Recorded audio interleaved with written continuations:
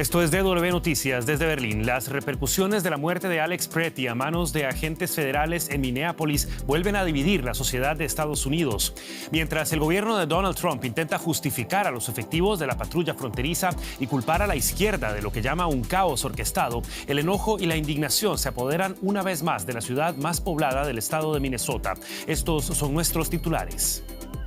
Cada vez surgen más videos mostrando en imágenes el tiroteo del sábado, mientras políticos y manifestantes cuestionan las versiones oficiales sobre lo ocurrido. La situación está enfureciendo a los residentes semanas después de que una mujer también falleciera por disparos de agentes migratorios. Además, condiciones climáticas extremas azotan Estados Unidos, interrumpiendo el servicio eléctrico de cientos de miles de hogares. Las autoridades advierten sobre una larga tormenta de invierno que podría acarrear consecuencias catastróficas. Y en Venezuela, la ONG Foro Penal confirma la excarcelación de al menos 80 presos políticos, esto tras días de cuestionamientos sobre las cifras brindadas por la administración de Delcy Rodríguez. Tendremos todos los detalles desde Caracas.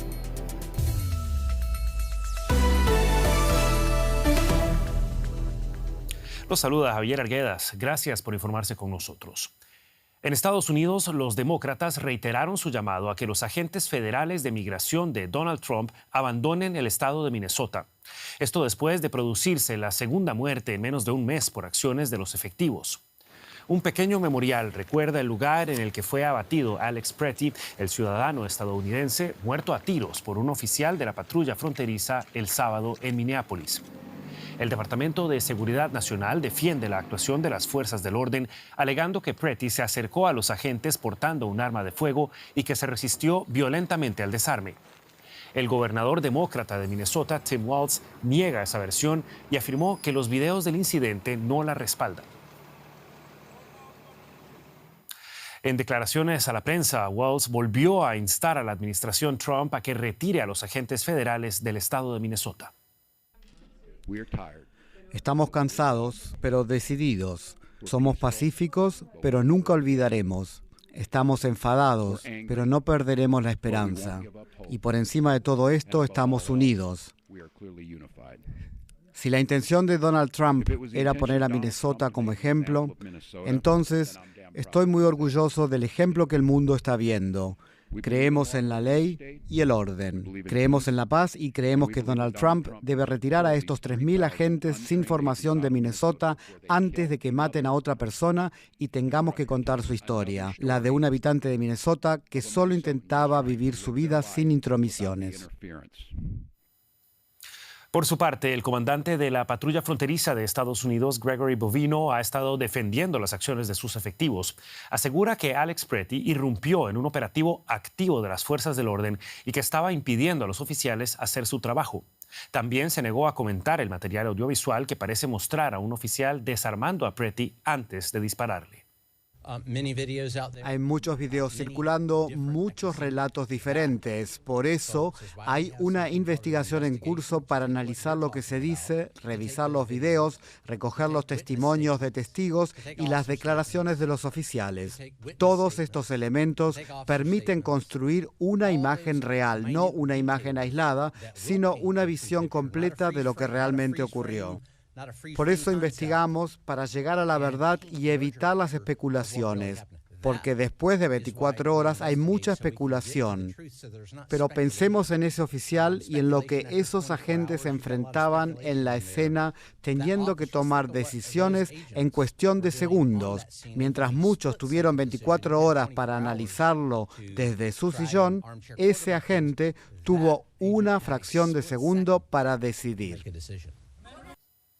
El periodista José Díaz Briceño se encuentra con nosotros desde la ciudad de Washington, desde donde da seguimiento a esta noticia en desarrollo para nosotros. José, ¿qué tal? Muy buenas tardes. ¿Qué nos puedes decir sobre ese choque de narrativas que vemos entre funcionarios del gobierno de Donald Trump y las voces que cuestionan que se esté diciendo la verdad sobre las circunstancias de la muerte de Alex Pretty?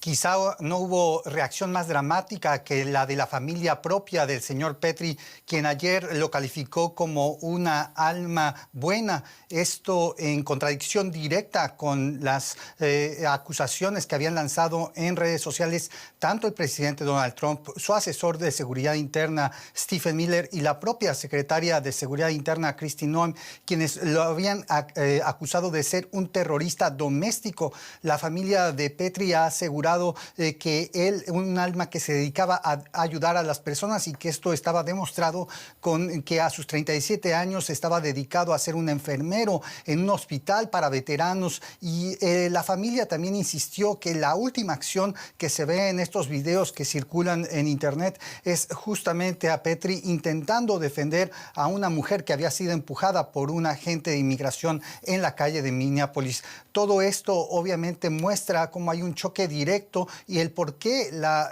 localidad de Minneapolis está cansada de lo que consideran, como han dicho las propias autoridades, una invasión por parte de las fuerzas federales de su ciudad. Y sin embargo, la familia Petri ha pedido que se busque la verdad de lo que fue su hijo, dado que ellos consideran que su imagen está siendo manchada.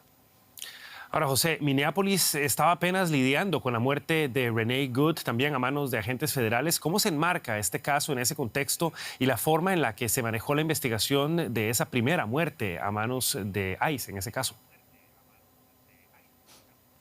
Esto es quizá uno de los más importantes choques que estamos viendo en este primer año de administración del presidente Trump, la disrupción de colaboración entre las agencias de policía federales y las agencias de policía locales en ciudades demócratas, y estos dos casos lo muestran claramente. El Buró de Investigación Criminal de Minnesota quedó excluido de la investigación ayer al no tener acceso a la escena del crimen por parte de los agentes de seguridad nacional que estaban presentes. El caso ha llegado a tal grado que esta agencia ha presentado una demanda a nivel federal para tener acceso y que se preserven las evidencias, y sin embargo el gobierno federal dice que ellos llevarán a cabo la investigación. Hasta el momento no se sabe la agencia que lo hará, pero algunos medios estadounidenses están diciendo que será el Departamento de Seguridad Interna mismo el que investigue el incidente, algo que no es normal, pues normalmente el Buró Federal de Investigación, tal como estaba ocurriendo en el caso de Renee Good, son los encargados. Pero incluso en el caso de Renee Good, varios funcionarios del FBI han renunciado, pues las investigaciones federales se centran más en la persona de Renee Good que en el agente Ross que cometió el crimen. Un caso que recrudece aún más la polarización de Estados Unidos. José Díaz Briceño con el reporte desde Washington. Muchísimas gracias, José. Y todo esto ocurre en medio de una histórica tormenta invernal que está azotando a Estados Unidos y ha cobrado la vida de al menos 5 personas en todo el país. Casi 1 millón de viviendas sufren cortes de electricidad, sobre todo en el sur. El Servicio Meteorológico estadounidense ha advertido que la nieve y las bajas temperaturas continuarán durante todo el fin de semana y la próxima semana. Al menos 23 estados ya declararon el estado de emergencia. La ayuda finalmente llega para este conductor que se ha quedado atrapado en la nieve. Las autoridades estadounidenses han pedido a la población que permanezca en sus casas. Lo que ha sido calificada de monstruosa tormenta invernal se extiende a lo largo de 3.000 kilómetros, desde estados sureños como Arkansas y Tennessee hasta la capital, Washington. En Oklahoma City, los equipos trabajan sin descanso para despejar carreteras y autopistas antes de que la tormenta llegue a su punto álgido. Seguiremos trabajando sin descanso. Mientras siga nevando, continuaremos quitando la nieve. Cuando deje de nevar y hayamos despejado las carreteras, comenzaremos a esparcir sal y a quitar la nieve. Las temperaturas se desplomaron en estados que normalmente experimentan inviernos relativamente suaves. Esta tormenta va a provocar fuertes nevadas, peligrosas lluvias heladas y hielo, así como vientos gélidos potencialmente mortales durante días. Los cortes de electricidad y los cierres de carreteras ya han comenzado a afectar al medio oeste, el sur y la costa este. Pedimos a los ciudadanos que eviten las carreteras. Se cancelaron más de 4.000 vuelos y muchos otros han sufrido retrasos. En Atlanta, en el estado sureño de Georgia, las cancelaciones vaciaron las cintas transportadoras de equipajes. Por ahora las pistas están despejadas, pero el personal del aeropuerto prepara las máquinas quitanieves y los pasajeros esperan más alteraciones. Pasaré aquí otra noche. Haré lo que sea para llegar a mi destino. Mientras, y pese a las advertencias, otros disfrutan de la parte positiva de estas fuertes nevadas.